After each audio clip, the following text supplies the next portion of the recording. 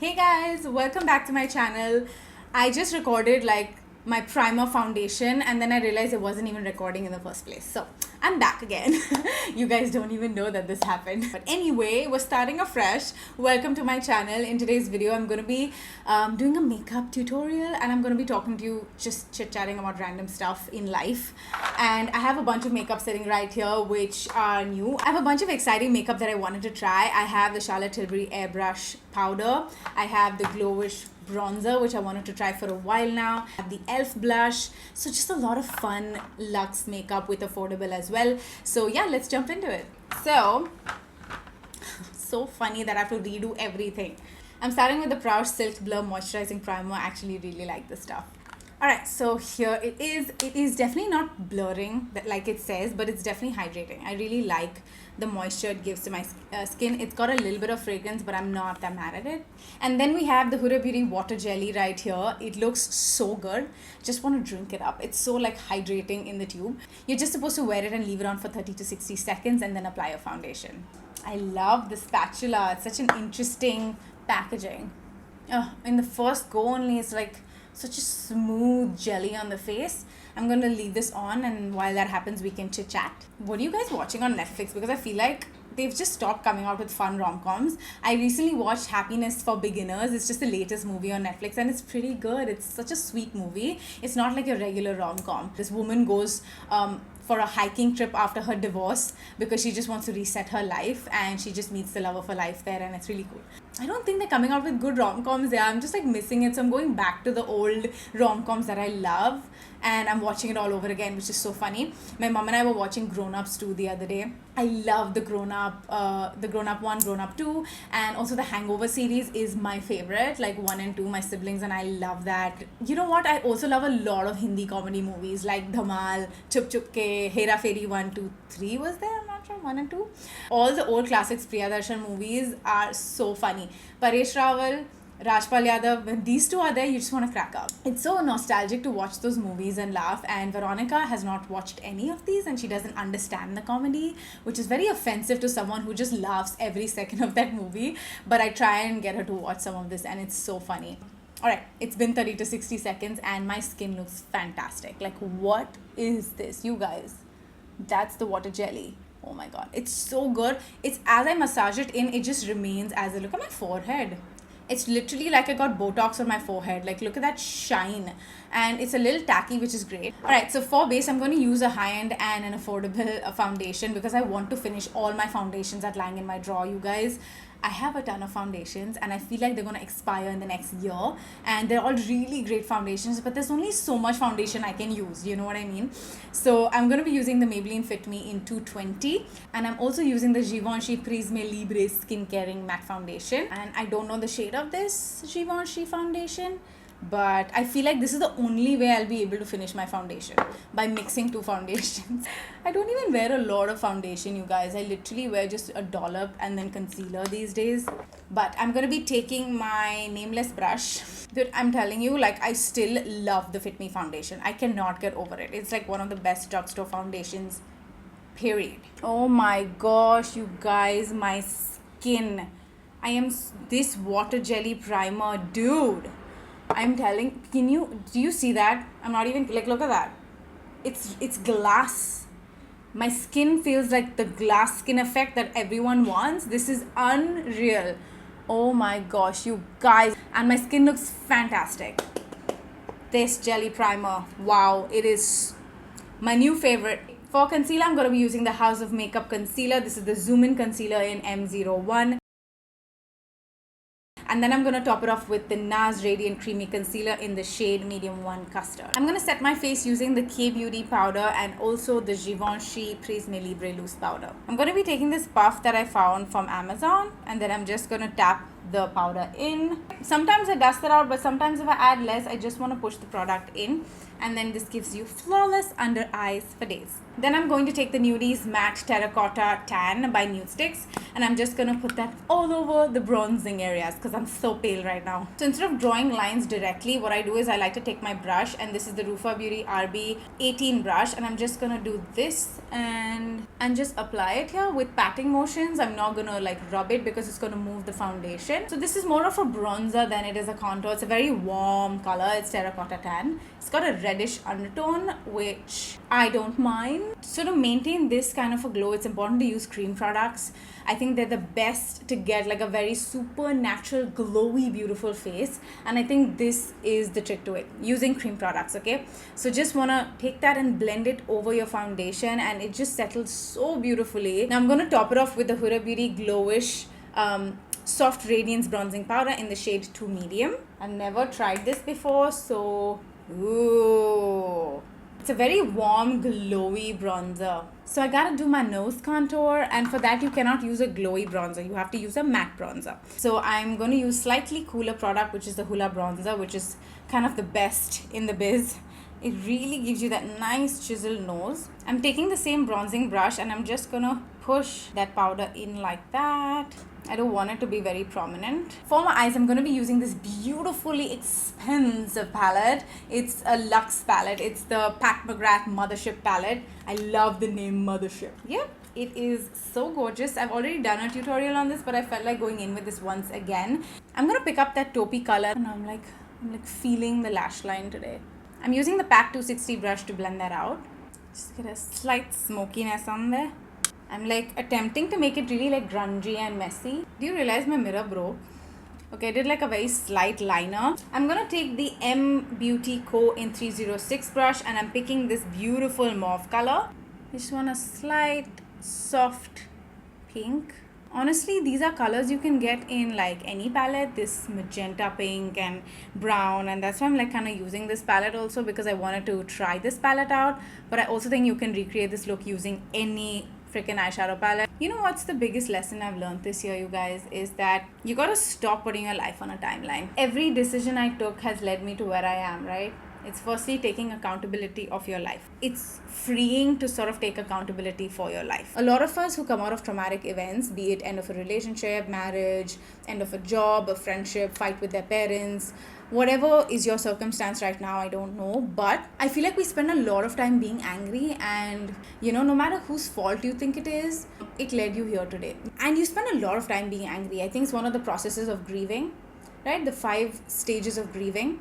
So there are 5 stages of grief typically after a traumatic event. First is denial. You absolutely denying that the relationship is over, or that, you know, your boss fired you, or you had a fight with your mother. You're like, no, she's fine. She's going through a tough time. She just fought with me. It's okay. You know, we were still in a loving relationship. Or if you fought with your partner, you're like, you know, maybe it was a tough day for him. I'm sure he still loves me. We're still together. Those are like stages of denial. And then there is anger. And I feel like this stage too, all of us spend so much time being angry at a lot of people in our lives, even people who want to help you, and just surrounding, just the world. You sort of like blame the world for everything that's happening in your life. And I'm speaking from experience, because the stage 2 lasts a very long time. Like, even if you think you've passed it, there's an underlying undercurrent of anger that still remains, and it's important to process it, because dude, it really takes over your life and it exhausts you. Okay, and the 3rd stage is bargaining. I'll read out what bargaining actually means. When we are in pain, it's sometimes hard to accept that there's nothing you can do to change anything. Ye to aisa hi hai, forget it, dude. This is just how my life is meant to be.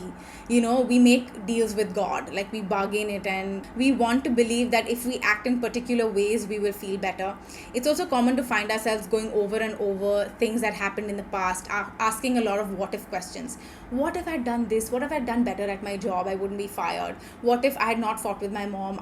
Maybe I was the fault. And you hope things could have turned out differently. So constantly going back to the past. And I've done that a lot. I've lost a lot last year, and I keep going back to the past. You know, it's always trying to change the past, which is impossible. Dude, once it's past, you know, and somehow we just can't get away from it, and it keeps eating us up, which is very difficult. The bargaining stage also lasts a long time. Then there's depression. About grief, the pain can be very intense, long periods of crying, long periods of just sadness, you know. And then there is acceptance, which is the last stage of grief, and then you're on to the other side.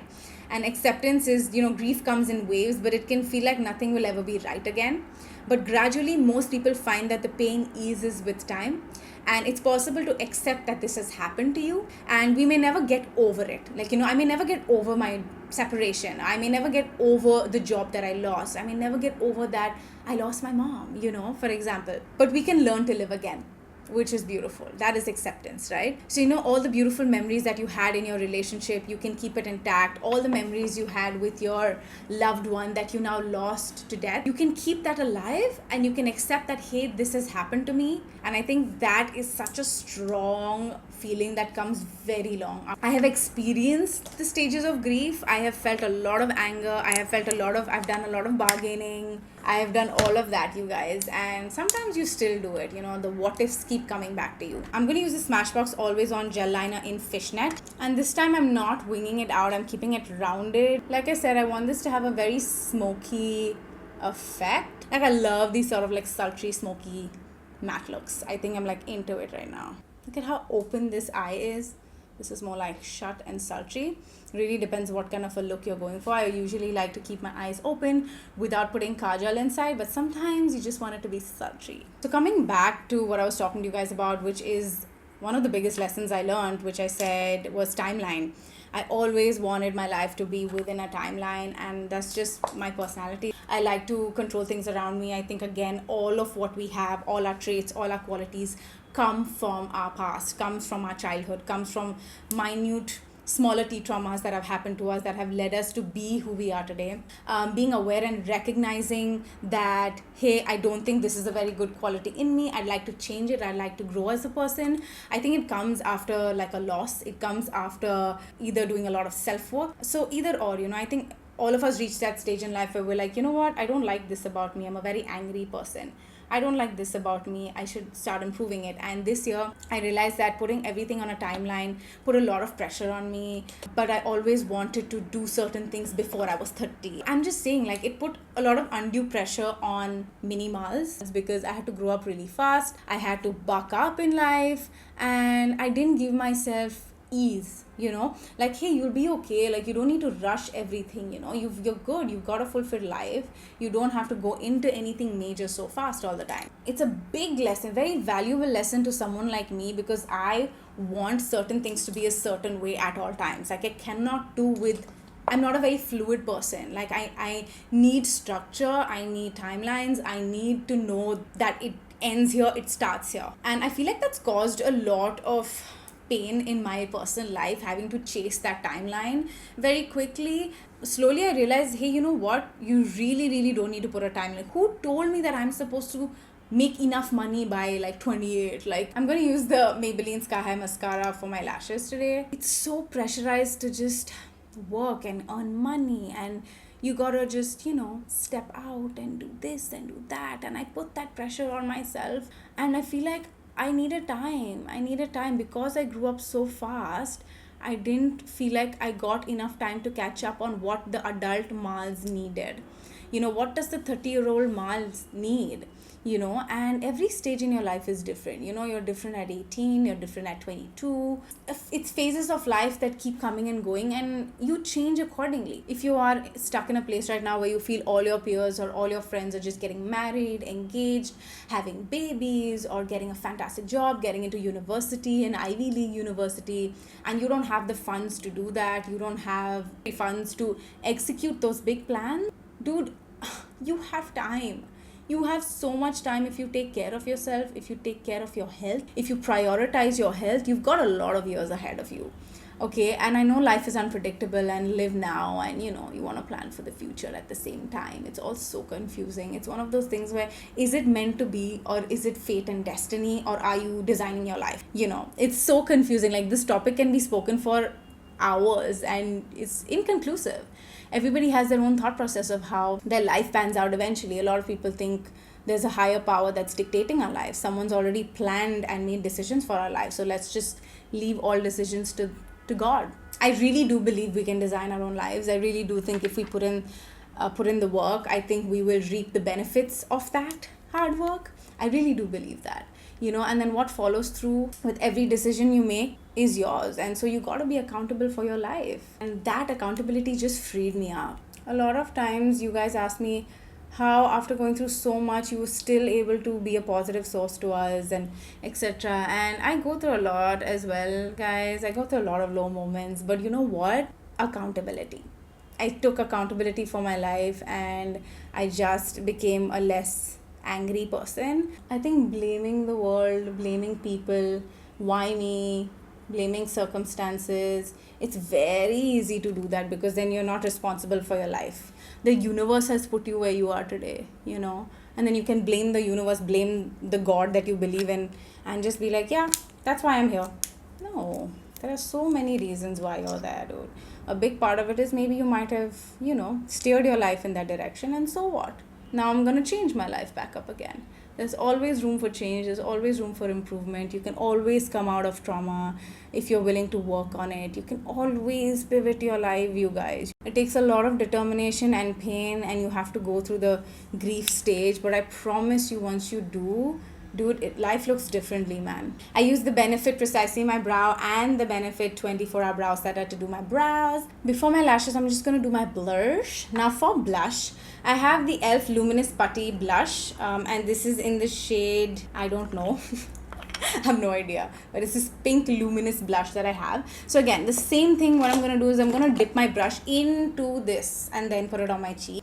Okay, not touching my fingers in here because so pretty. It kind of matches my eye. Oh, so good. Can you see this whole part of my skin, how luminous it is? This blush is stunning. Pretty. So pretty and soft, you guys. Sometimes all you need is this. You don't need 15,000 eyeshadows and cut creases. मुझसे नहीं होता है अभी. I'm just like, I'm a very simple, glossy skin kind of girl. Are you the kind of person that's on a timeline as well? Comment down below. Don't let me feel alone. And I'm trying to lose control. I'm trying to let control go out of my life because I feel like it's taken a lot and I've lost a lot over that. And if I can learn anything from this entire year, it's that let go of your timelines. Like, I can start up a new business when I'm 35 or 40. With so much more experience.